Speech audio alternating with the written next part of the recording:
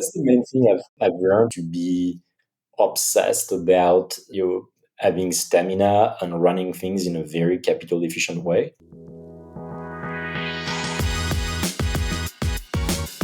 Welcome back to Series 10 of 40 Minute Mentor, the podcast on a mission to raise aspirations and inspire the next generation of category-defining founders.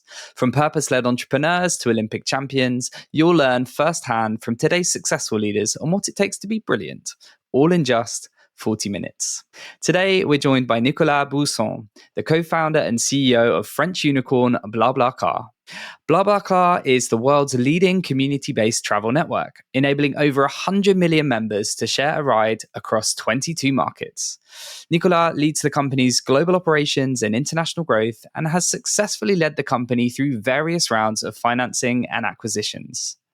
Prior to BlaBlaCar, he was a venture capitalist focusing on consumer internet and telecommunication investments for Amadeus Capital Partners in London, where he led and co-led investments into firms such as LinkDex and Octo Telematics. Nicolas has had an incredible career to date, so I am beyond excited and honored that he's joining us here on 40 Minute Mentor. So welcome, Nicolas. Thank you so much for being with us and for being a 40 Minute Mentor. How are things? Well, thanks for having me. The pleasure is all mine. We're going to get you warmed up nicely before we dive into your career by asking a few quick-fire questions. So if you don't mind, please can you finish the following sentences after me? Question 1. I grew up wanting to be... So really a physicist and not an entrepreneur. So I loved science and physics was my first love, I guess. And I wanted to do a PhD and become a physicist, and I got sidetracked, I guess, into becoming an entrepreneur. Well, I think that sidetrack has been a very successful one, but that's really interesting that it wasn't necessarily what you always wanted to do. So we'll have to dive into that a bit more. The last time I was scared was when? So it was probably, in terms of being scared, like physically scared, it's usually when I go out in the mountain, which I love to do. I love backcountry skiing, and I do that every winter, and there is a bit of climbing involved. And I'm pretty scared of height. So it's something I need to sort of manage and control every time. But I would say last time was last winter, but it's like almost every winter where it's something I need to sort of like manage. And for people who have that, they would understand because it really gets you in the belly and you feel like you're losing control when you're scared of height. So in terms of like physically being scared, that's the moment where I really feel it in my guts. So it's provoked though. So I'm not sure. Yeah. It's interesting that you still put yourself in those situations because it's something you clearly love. And I said that it probably says a lot about you. You're willing to take the risk and deal with that fear. To be fair, I love everything else. I just need to enjoy the rest. You need to overcome that fear, and that's sort of a mental exercise. And it takes a lot of energy. Like when you're scared of height and falling and you need to manage it. You can. What you realize is over time you get better and better, so you get accustomed to it. But it takes like mental and physical energy and control. But you are genuinely scared. Like you realize that your body is telling you like something is wrong. You're gonna fall. Well, there's probably some similarities there with entrepreneurship and various aspects of founder life where you're having to do things that are uncomfortable. Yeah, no, there is. Although I think it always takes a different shape in a sense that it's never for me like if you ask me, like, am I concerned about the business? Am I anxious every now and then about stuff that could go wrong, that bets you make that don't turn good? Yes, but it's rarely the same sort of physical feeling, or at least I don't react this way. I'm maybe introvert or brainy, I would say. So I don't react physically to those sort of like work-related issues and anxiety. It's very different when you're just in a mountain and you feel like, okay, well, I'd rather not fall here. There's a bit of a no-fall zone. And you really feel like your whole body reacts. And it's that moment which to me, it's like, it means being scared. Your body overrides your brain. So your brain will tell you it's going to be okay, like you're not going to fall, but your body is reacting in a very different way. So. Yeah, no, it's really interesting. Thank you for sharing. And I'm sure there are lots of people listening to this that can relate to that feeling. The most memorable day in my career was? It was in early 2012 when essentially two things happened within the same 2 or 3 days. My daughter was born, which has nothing to do with the career per se. And we announced the fundraising of Excel. And that's when BlaBlaCar raised $10 million. And it was after like a long period, which maybe we're going to talk about, of being under the radar and people not believing in the model. And that was sort of the turning point where BlaBlaCar was finally becoming a thing. And we had the backing of Axel, which is, as you know, one of the top big brand name everywhere, in London specifically, but everywhere in the US as well. And all of that could have been like a very stressful moment where lots of things could go wrong. Between like my girlfriend giving birth, first daughter, the funding that could go sideways, and da da da. And I have like a great memory of that because it sort of worked out, and I was in the zone, probably not sleeping for like, I don't know, 3 days, but I had that level of like stamina and energy because and it all worked out beautifully. And to date, I think it's maybe the most powerful emotions packed in like, I don't know, 48 hours essentially. And it's going to be hard to top. And I guess now physically, I'm not even sure I could do another 3 days with that level of intensity. That was interesting. So, and again, it could have been like for most people, it could have turned into like a horrible, stressful moment. But somehow for me, it's a beautiful memory. So, Wow, that's amazing. I love how those two incredibly important moments collided. I guess on the flip side, my biggest failure to date is. yeah, so biggest failure. So I'll mention one. It's always something I struggle with in a sense that I have plenty of, as entrepreneur, you make plenty of mistakes at the end of the day.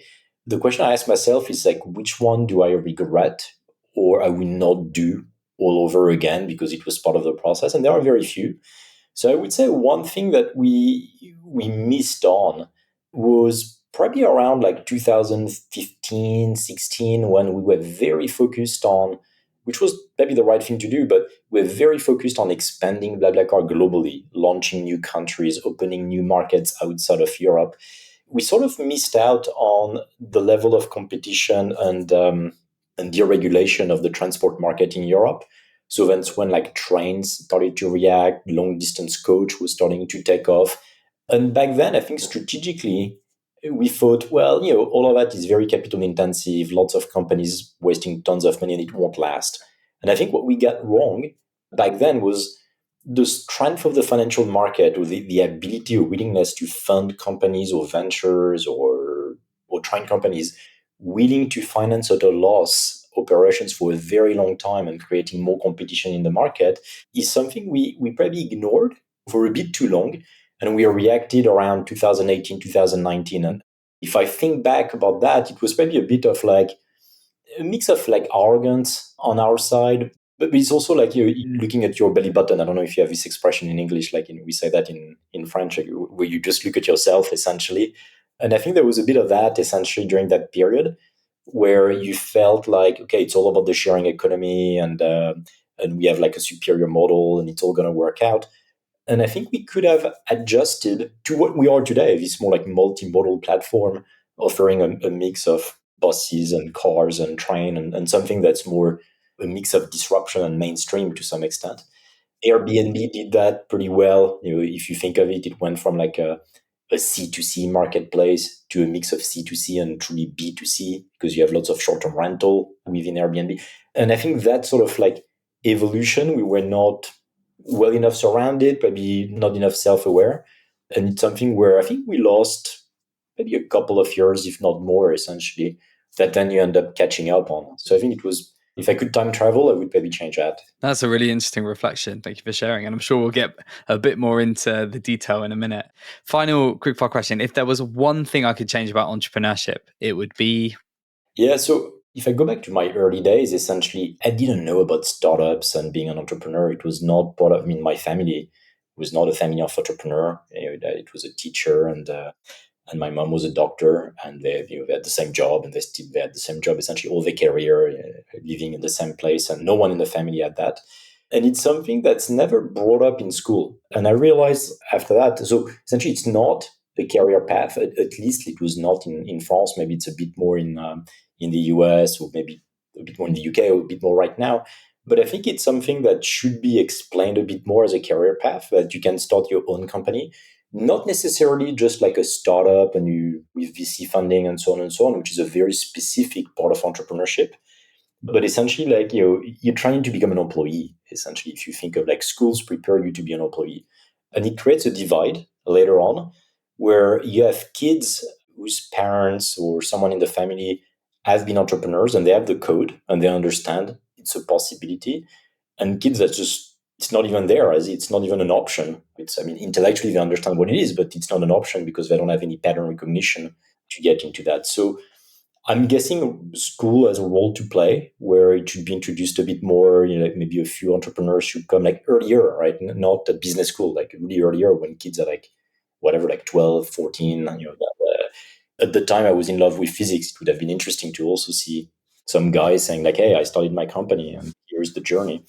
So I think that link is still missing and would probably help as well in terms of like gender balance toward entrepreneurship. Like it would probably enable more women also to see that as a potential path, which is not just like get a job and follow the typical corporate ladder. Maybe go start your own company. So I mean, it's a broader topic on school. I think school is today is a bit deficient in Europe in general, both in terms of training people in science and entrepreneurship, and yeah, I think it is risky at some point. Yeah, I completely agree. I've actually had this conversation with a few people recently, and one of the things that we're really keen to do is to get 40-minute mentor on the radar of schools and universities, because these stories that we're trying to share of incredible entrepreneurs like yourself are so inspiring, but we never heard that at school. And like you, my parents were teachers. I had no entrepreneurial experience, and it was really by luck that I ended up creating my own business. So I feel like there's an obligation, if we want to create,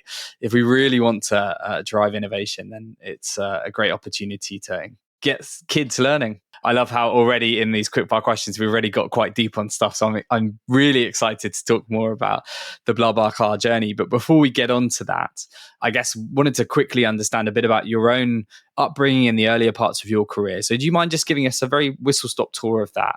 Because I know you ended up in VC. So it'd be good just to understand kind of a bit about the early life of Nicolas and how you ended up as a venture capitalist. Yeah, so as I was saying, as a student, I was very attracted by science and physics in particular, and I loved essentially the fact that you could sort of model and explain the world with equations, which is, if you think of it, that's physics. It's just like what Newton did like a long time ago, and trying to find a model on why things fall down and so on and so on. And my early career, and again, nothing to do with companies, startup, or anything like that, which I knew nothing about, frankly, in '99. And I moved, so post my studies in France, I moved to Berkeley to do a PhD essentially. So the goal was to do a PhD in physics and probably work in a lab and do some research. And again, like, my hero would have been like any Nobel Prize winner in physics. I'll tell you a side story on that actually. And I ended up there in 99, 2000 when it was the dot-com boom and it was the telecom boom. And I had a degree in physics and more specifically in optical science. And it was at the time, so most people, I mean, some people might remember, most people would not even know, but it was the time where the old like fiber optic network was being built and the first internet companies were being built, right? In 99, 2000 was a big dot-com telecom boom. And all the people were just leaving their master degree or PhD and get hired into companies. And essentially to do almost what you would do in your PhD, like to do like science projects and building semiconductor platform for optical computing and stuff like that. Essentially, so it was building this backbone that today we use and we leverage to build like Facebook, Google, and Uber and all of that of this world. So I switched to a startup late 99, early 2000. And frankly, it was funny because back then I didn't know what a startup was. I didn't know what like venture capital was. This company had just raised from Kleiner Perkins, which was like a big name in the valley back then. I mean, still today, it's one of the big name in venture, backed Google and many other companies before. I didn't know anything about that. So I remember like I joined the company and they told me like, oh, we get funding from Kleiner Perkins. And I was like, who's Kleiner? Who's Perkins? Like, who are those guys? And that's how I get into, through like being a physicist, essentially, I get into a pretty early stage startup. And then we had like a very rough path, right? Because so I joined, we were about 30 people. Then we've done like another fundraising of roughly 80 million, which back then was huge. I mean, today it's still significant, but back then it was like one of the big fundraising. in the valley. So Kleiner Perkins put more money. You had more Davido, Intel Capital, a bunch of at least like the well-known VCs of that era. And then 9/11 came, and 2002 was a very different story. It was the downturn of, I mean, dot-com crash and telecom crash. It was like a massive downturn in the old Silicon Valley ecosystem. And we went from 150 people to 12. And that was one of the few survivor in that series of layoff. And frankly, we were left with a few engineers, the CEO, the CFO, and a couple of folks essentially just to be able to run the shop. So we went chapter 11 and we had to rebuild the company. And for me, that was my real, I would say, entrepreneurship experience came at that time, because suddenly it was not this crazy time of like big fundraising and too much money and so on. It became like true entrepreneurship in a sense that we're chapter 11. We had some patents and some ideas, but the product was not working, zero revenue in the company. We had to finish the product and we had no money, and it was hard to get money. So you have to be creative. And we managed to turn the business around, get out of chapter 11, refinance the company, finish the product, ship the product, started to make some revenue, and eventually sold the company. Not for a crazy amount, actually, but we sold the company in 2006.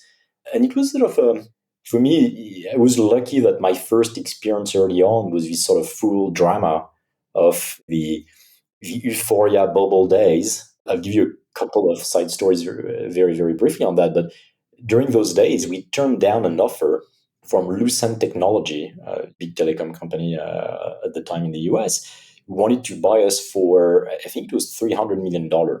We had no revenue, right? Just tech, and that's it.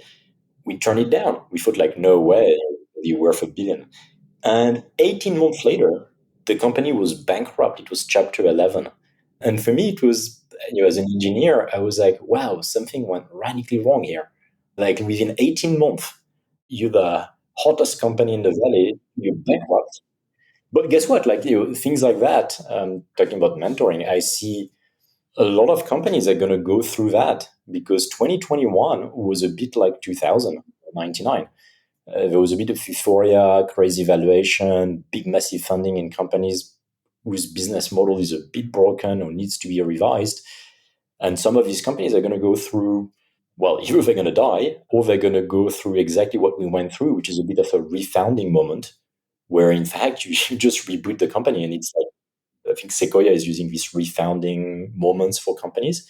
That was one of those where the company was 5, 6 year old, if I remember correctly, before it went chapter 11. And then there again, like you need to sort of reboot, recapitalize. I mean, all the people who invested lost their money, founders being washed out, and you start all over again, and not exactly the same people. So it was like a true refounding moment.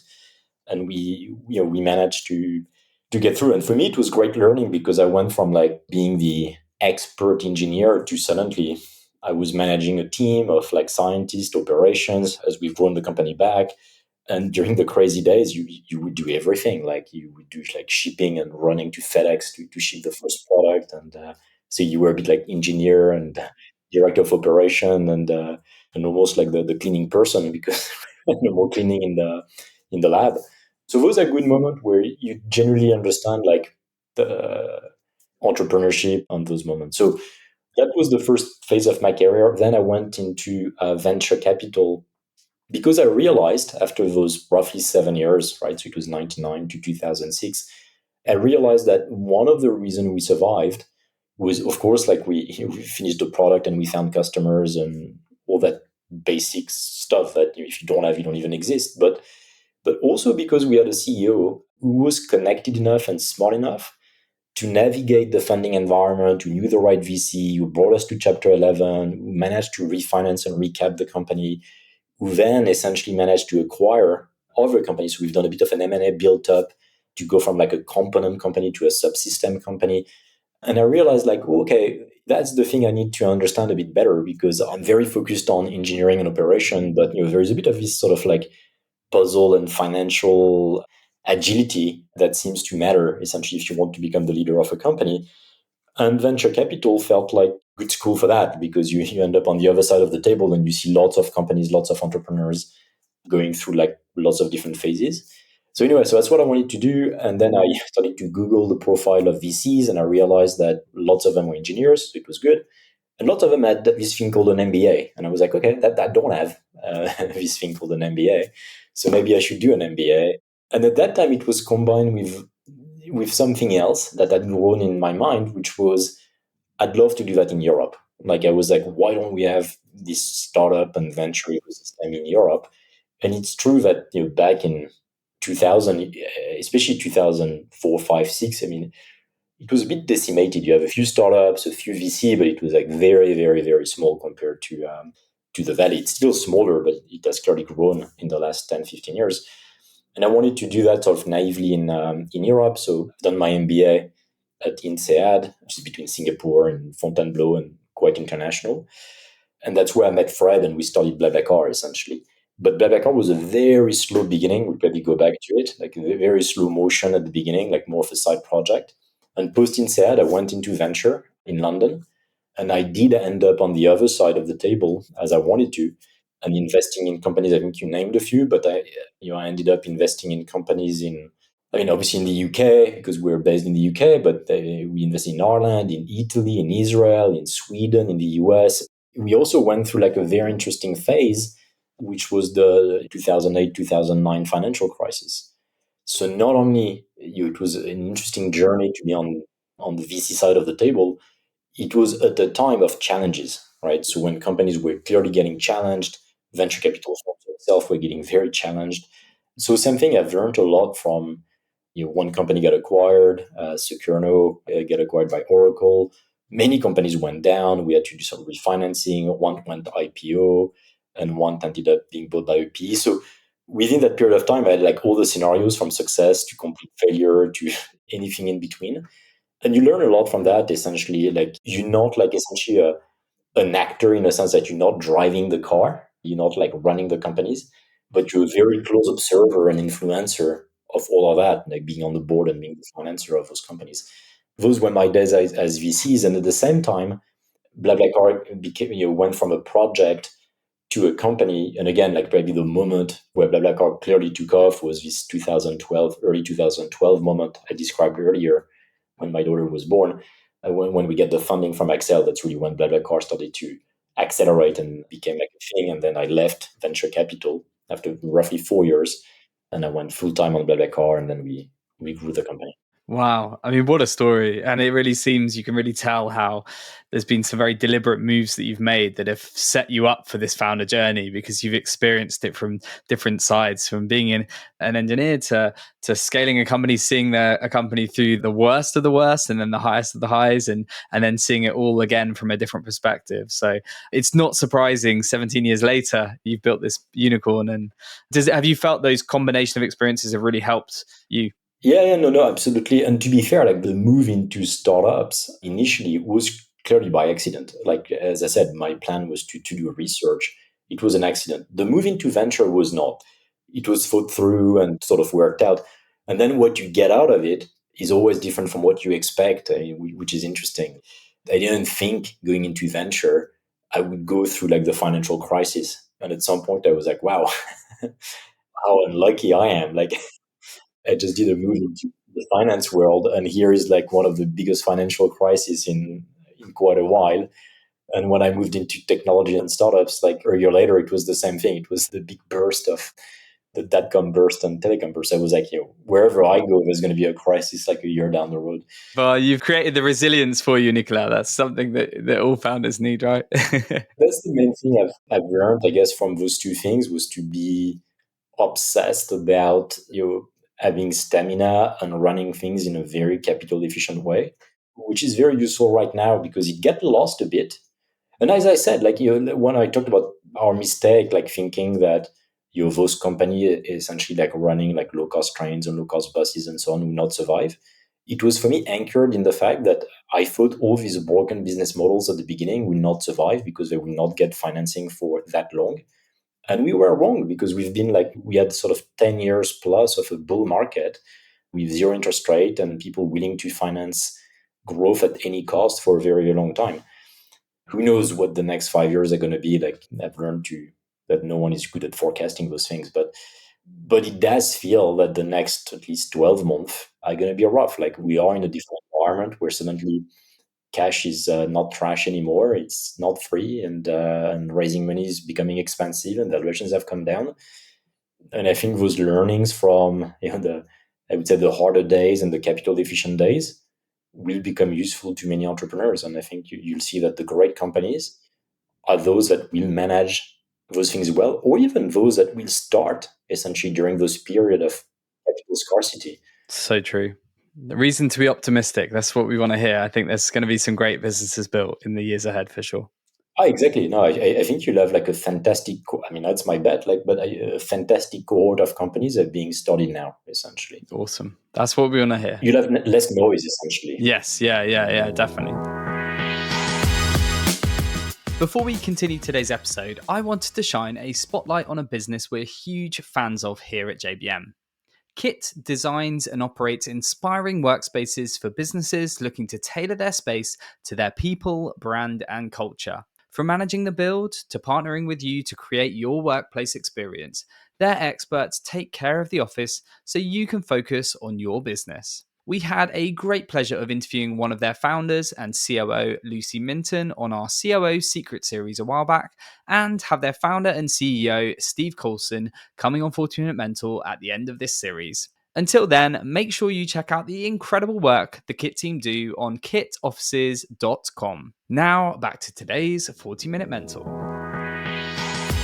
We've kind of teased our audience with some insights into BlaBlaCar's journey, but for anyone that doesn't know the business as well, I feel like we should probably, because it sounds like from what you described, it started as a bit of a project. So do you mind sharing a bit more about the origin story and I guess the evolution of BlaBlaCar to what it is today, I guess, for anyone that may not know the business as well? yes.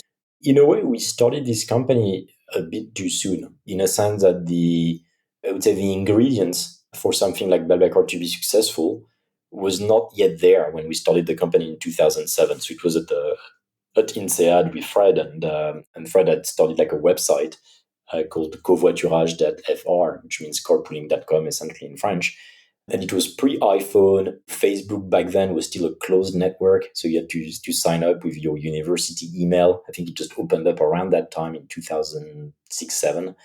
The notion that you could create a community of people sharing their car and that people would book a seat in a stranger's car, which was what we were describing back then. We were saying like, well, look, there are plenty of empty seats in cars. It's a massive waste, both economically and for the environment.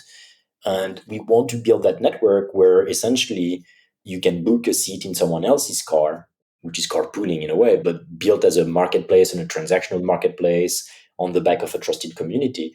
And people always saw that as hitchhiking. So initially, they were like, no, but what you guys are doing is hitchhiking online. And that's never going to work because people don't hitchhike. That's something from the 70s maybe, but people don't hitchhike anymore.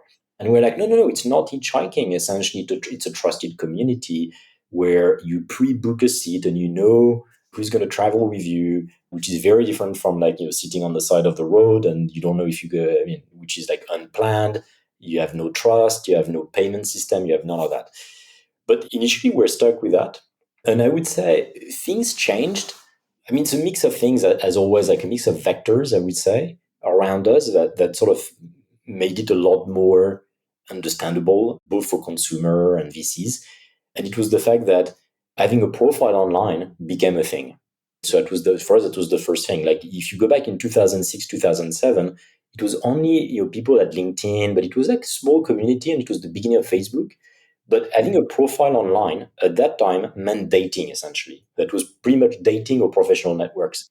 But this notion that I have a photo and I rate people and so on was not so much there. Obviously, like smartphones were not there. It was like iPhone came in 2007, and the sharing economy was not a thing, right? And I would say like the biggest transition for us was when Airbnb started to raise money from Sequoia, and suddenly they encapsulated that concept, which was the same as our concept, which was it's the sharing economy. So essentially, it's like using idle assets and enabling you to make more money with the room in your apartment or your apartment when you're not there, and you can rent that on Airbnb and da da da. And suddenly, it was funny like that changed because I remember around 2012 plus, when I was describing the company, suddenly people were like, "Oh, but that's Airbnb for cars." And I was like, "Yep, That's Airbnb for cars. Validation right there. Yeah. And obviously for good reasons, like it started to work and it became a thing, and people accepted that concept of you create a profile, you have these trusted profiles, and suddenly like I know you because I have ratings, ID check, and all that stuff, and I can trust you to be a good driver and not a weirdo, and there's a financial transactions and it's all safe and so on and so on. But it's interesting to see like how at some point you need, as a new idea, a new disruptor like that, you need a frame of reference. And for us, it was so hard in the early days to not be hitchhiking and to be this sort of like sharing economy and marketplace thing. And over time, because there was a movement with lots of companies, many of them actually didn't work. Actually, Airbnb is obviously the poster child of that era. Suddenly, like it changed, and today, like when I describe BlaBlaCar, people rarely say it's hitchhiking. They get it. Like they're like, oh yeah, okay, it's just a marketplace with people and profiles, and you verify, and we get used to that. Like when you take like whether it's Uber, Airbnb, or many other services, it became sort of normalized. So that was sort of the early days of BlaBlaCar. We had to keep the company going between 2007 and roughly 2011, 2012, with almost no funding. Again, because it was not yet a thing. And also the financing environment was horrendous. Like talk about it, like it was 2008, 2009, 2010. I mean, during that time, like, even like a very normal, safe idea of like replicating something that happened in the US was hard to finance.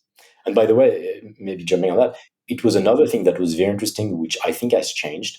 Back then, people were also looking at BlaBlaCar thinking like, who's doing that in the US? And we're like, well, no one is. And maybe it's more of a European thing because I mean, essentially the cost of driving in Europe is so much higher because gasoline is more expensive. And also the setup of the city is so much better to do something like that than in the US, that we believe it's a European play. But I think for lots of investors, especially European one back then, it was the rocket internet era. So if you're not replicating or copying something that's in the US just to make it a European play, it's dubious. Again, I think today it has changed. Yeah, well, you've proved them wrong. Any of the doubters, the last 17 years, you've created an incredible business, which is more than a unicorn. It's been incredible. So, for anyone that just is, I guess, particularly for early stage founders, scaling founders with those big ambitions, do you mind just taking us through a bit about? Because it's not all been easy, has it? You've entered new markets, you've had to scale back, you've had to grow again. Do you mind giving us a little bit of context of where the business is now in terms of headlines, and also some of your biggest learnings from some of those challenges that you've had to face over the years? Because I think we want to be realistic to the fact that it takes a lot of hard graft to get to where you've got to. Yeah, so maybe the best way to describe that is like maybe these different phases of life for the company. So the first one we talked about, the early days, and you're just trying to survive essentially. And I think we've done that pretty well, just like being hyper capital efficient, keeping that as a project on the side, almost no employees. And the thing was sort of like growing and the product was improving. And then we started to do a bit of B2B sales, which was not like a business model we believed in, but it enabled us to get some money on the flowing a bit on the companies. So it was selling essentially carpooling platform for companies, which we didn't see as a massive thing, but again, it enabled to pay the bills.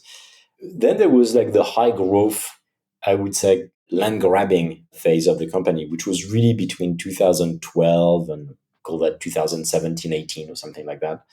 And that was the phase of fundraising, unicorn. Like we became a unicorn, I think, back in, it was in 15 when Insight invested. And here it was sort of the go fast. Clearly, you make mistakes, but it doesn't matter. It's all about speed. It's all about growth. So that was that phase of BlaBlaCar, which clearly what you need to recognize when you do that is you'll make some mistake, and at some point you need to clean up the room. And for us, it was like, again, like launching lots of markets in parallel in Europe, outside of Europe, trying to find your playbook to grow these markets. Obviously, you're going to do some mistakes, overspend on marketing, overhire, hire the wrong people. You also end up not knowing what's your steady state output. I often tell that to founders because when you keep on doubling the size of the company, in fact, you have no clue what the company or your staff is able to produce because like your part of your company is just busy onboarding new people and you keep on having new people. So there's a bit of like a hamster in the wheel phenomenon, and you don't know what the company like was this again steady state production, so to speak, of your staff. So we've done that for many years, very fast growth, usage based. I mean, the usage exploded, the revenue was exploding, loss were increasing as well during that period. Then I would say 17, 18 has been like a bit of a turning point for many reasons. One is we realized that we had way too many things going on, essentially, in the company, like too many countries, like we had lots of countries, not all going at the same pace, some where we were clearly overspending. We had sort of built like a very optimistic plan where we said like, yeah, we're going to grow this community a lot faster through marketing, and then we're going to monetize them a lot faster than we did in France initially, and we're just going to accelerate the model, which turned out to be half true, half bullshit in a way, because we realized that it took more time. We had lots of inefficiencies. It would take more time to monetize those communities. It was not like 3, 4 years, but maybe 7, 8, 9 years essentially to go and mature these communities and monetize them. So we had to sort of, again, do two things. A was tidy up the room, which meant like in some markets we had to downscale. So people often think that we closed market. Actually, it's not true. We never closed anything. What we've done is we changed the operating model in some countries where we used to have like very large local teams, very large like local marketing spending, and we went into more of a centralized lean model where we said like actually maybe it does not make sense, or at least we don't know if it makes sense, and maybe the radical decision is like instead of cutting down bits and pieces, cut down everything, see what happens, and regrow, which is rough, but at least like it's hard, but in truth, that's the best thing to do if you want to sort of find out what works. Because like subtracting slowly is going to take forever, whereas you do big subtraction and then you sort of add back in like what makes sense.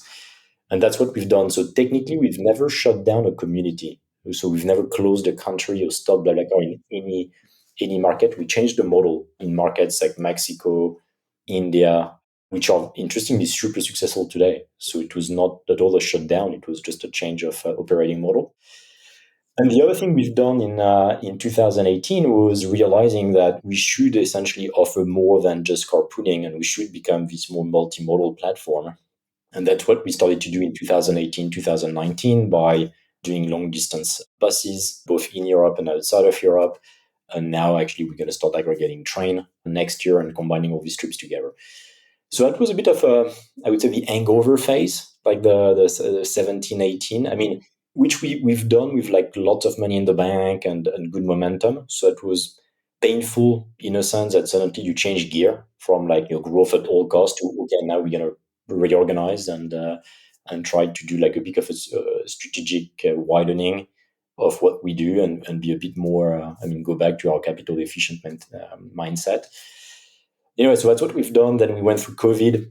COVID, I'm not going to spend a lot of time on it. To me, it's more of a parenthesis. It's something like you cannot do anything about. So here you can, you go with the flow and you try to survive. And that's what we've done during COVID.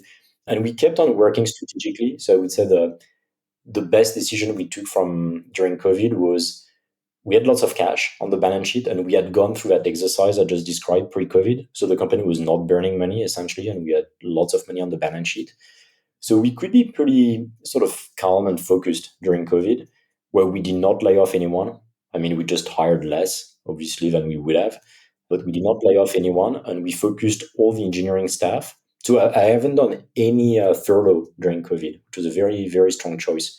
So people worked like on the engineering and product side, I should say. So on engineering and product, people worked 100% and kept on, and I wanted to gain ground essentially and catch up essentially on some of the things that I think we were late on.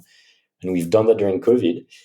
And since 2022, so since last year, the last really 18 months now, the company has been profitable. So we are on that sort of like profitable growth track.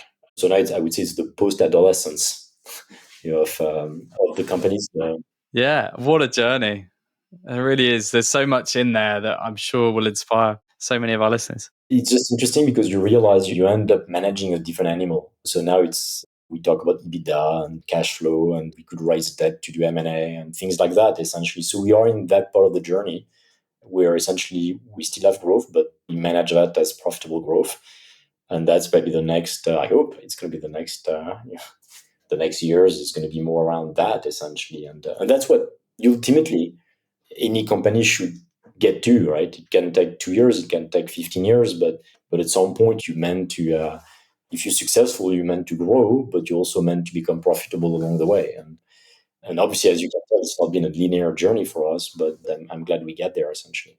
Yeah, no, well, thank you so much for sharing that. I'm conscious of time. So before we get to our wrap up questions, I really want to ask you about a bit about hiring and culture, because, in order to have had the success you've had, you've needed to nail that. And I'm sure there've been mistakes along the way, like every hiring experience, but you must have built a strong culture. So I'd love just quickly to touch upon any key learnings, particularly any for other founders out there that are maybe struggling with hiring culture.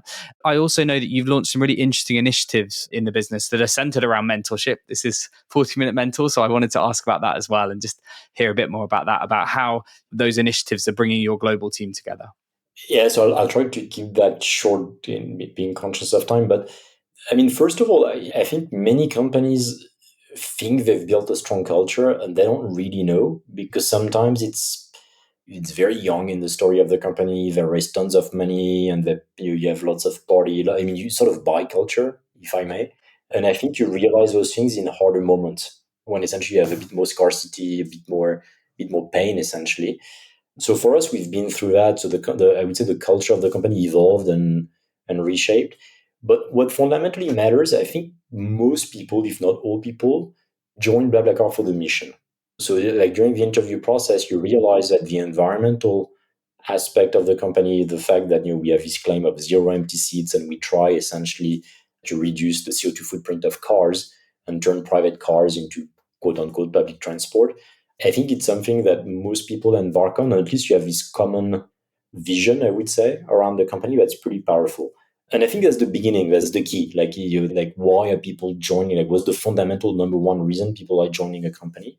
And in our case, I think it's dominated by that. It's not the only thing, obviously. I mean, it's also like because it's tech, because it's fast growth, because it has a cool office, because it has mentoring, because of all these things. But I think at the top of the pyramid, you have the mission and the vision of the company, which in our case is very true and very real. And it's true and real because people challenge us constantly on that as founders or exec team, where they're like, oh, should we be doing that? Are we sure that it's the right direction? Like, is it really what we meant to be doing? So it's interesting, like when it becomes like your principle and your mission becomes like a reason to challenge decisions and have a discussion around it. I think it's a good marker that your culture is real and strong. After that, we've built like principles, and I won't name them all, there are a few, but essentially, like whenever you have principles or like values that you stick on the wall in a company, you should always ask yourself, it's the same idea I just mentioned, is it embodied? What are you doing in your processes, what do your employee do that means, like in our case, like be the member or fail, learn, succeed. We say stuff like that. And it's like, what does that mean? Like, when do people do that? And in our case, you have like a member day where you're supposed to use the product. You're going to spend one day in customer service. So all of that is be the member. Fail, learn, succeed. We have constant sessions where people explain essentially like something they've done that failed and how they overcame it and so on. So we have these FLS sessions and so on and so on and so on. And to me, if it's not embodied, and if you don't like see that people actually use that almost in their everyday vocabulary in meetings and so on, it maybe means it's bullshit. It's something that you would want to see as a founder, but it's not actually part of the culture, so to speak. So I would say like any point of cultural principle you have should be embodied through several processes or narrative, or you should be able to point to something very tangible that represent that principle. If that's not the case, it's rather questionable. And in terms of mentoring, I think like most companies, we've struggled a lot with like training and thinking like, people, I mean, obviously everybody wants to do some training and have some coaching and so on and so on. And we do some of that, but we realize that sometimes the best training, mentorship you can get is actually from within, right? So we created specific, so we have lots of things like that, but we pushed what we call the Rise mentorship program for women. So essentially, like all the women actually in the company have access to that, but specifically like I would say the young management layer, they can get a mentor from like more of the VP, sort of head of C-level in the company. And you build that sort of one-on-one relationship of people that can be in complete different part of your company. Obviously, like it should not be your boss. And we do this sort of like short sessions, like typically it's half an hour of like a discussion like this one. where the mentee would come and she would come, because we mostly do that for women, but we'll expand that to men as well. And you do this coaching from within. It works pretty well. So we're going to start like season 3 of that program internally. And it's pretty powerful because, frankly, as a mentor, it's so rewarding to do these things. You might feel initially when you do these things that, geez, we're going to waste time and people are going to spend a lot of time on that. But actually, it's valuable for both. And in terms of culture, it's very, very powerful for a company to do something like that. So we'll probably do more of these things, essentially. I love that. Unsurprisingly, 40 Minute Mentor fully supports that mentorship initiative. And I think it's really important, particularly for women coming through these high growth companies, that they have mentors that are actively sort of supporting them, helping to lift them up, which I think is super important. We're sadly at our final 3 wrap up questions, Nicolas. Thank you again for sharing your story. But we are on 40 Minute Mentors. So I have to ask, if you could be mentored by anyone dead or alive, who would it be and why? In my case, I'd love to have someone that's not from a field I know.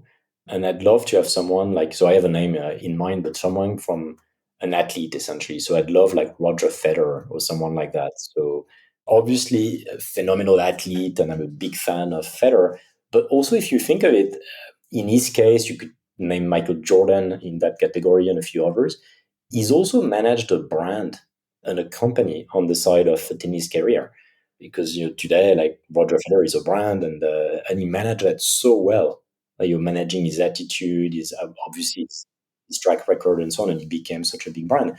And obviously Michael Jordan is the same. Like, those guys are also very, very good businessmen, if you think of it. Yeah. No, it's so true. Tons to learn from people like that. So I think you would get essentially maybe a view on your company that's radically different from like what other people like me, like tech entrepreneurs, could give you, which is very valuable, but it's maybe easier to access. And it'd be very interesting to get like a view of someone like that, essentially, as a mentor. That's a great answer. No, thank you so much. Our penultimate question is, we get sent 3 questions by our audience who knew you were coming on. So can you say 1, 2, or 3, and I'll see what they've chosen for you. Epic. Okay, so let's go to. Okay, perfect. What's your vision for the future of BlaBlaCar? So I think we're still at the very beginning, and it's probably one of my frustration that if I look at the fundamental model of enabling people to share their car, I think we're still at the very, very beginning of that. And the main reason is that the technology in the car is just nascent, and the connectivity of the car and the fact that it's tracked and safe and so on is just getting going. But to me, the vision is to find like more use cases for carpooling, specifically on shorter distances, on more of a door-to-door experience, where essentially what you would need to do is to replicate the convenience of a car while not owning a car and pulling people into the vehicle. So we are experimenting more and more with shorter distances, enabling people essentially to pull into shorter distances of like 20, 40 miles, essentially, on the door-to-door experience. And the few experiments we do show that there is like an incredible market there, essentially, that was initially impossible to crack because it's way too hard to crack liquidity. I mean, to convince millions of people to do that. But as we already have millions of people doing that on long distances, now we can get to essentially commuting and shorter distances. So I think that's the holy grail of what we do. It's like bringing that to not just this long distance journey, but your everyday journey when you don't live in the center of London or Paris, like for all the folks living in the suburbs or in more rural area where the car dominates. I think it's still the beginning of that journey in the transformation of the car, essentially. Fantastic. And final question, if there's one piece of advice you'd like to leave our listeners with today, what would it be? Yeah, I think I'll just pass on something I've heard and that marked me from Vinod Khosla, who's the founder of Sun Microsystem and the VC at Kleiner Perkins, and then started Khosla Venture. And he was talking, it was more than 15 years ago, he was talking about the challenge of climate change and all the technologies that we need to build essentially to solve that, which clearly has not been like the main focus of venture capital and entrepreneurs in the last 10, 15 years. But I really feel now it's changing. And I think the next cycle of innovation, the next 10 years, of course, you'll have AI, you'll have lots of things like that. But I think like it has become a thing. And I think regulations and lots of policies will push essentially the environment toward these businesses. And he said, like, if it doesn't scale, it doesn't matter. He was like, the problem is so big that whatever you do, think of something that can be replicated and scaled. And it sort of marked me in the story of BlaBlaCar. And I think it should like entrepreneurs thinking about like big companies and like that want to really have an impact, they should really think about that. Like if it doesn't scale, it doesn't matter, because the problem of climate change is so big and it's going to take so long to sort of like reverse partially CO2 emissions that if it doesn't scale, it doesn't matter. I would give that as an advice. It was useful for me. So It's a fantastic place to leave this. Thank you, Nicolas, so much. I know your story will inspire all our listeners. Thank you so much. thank you.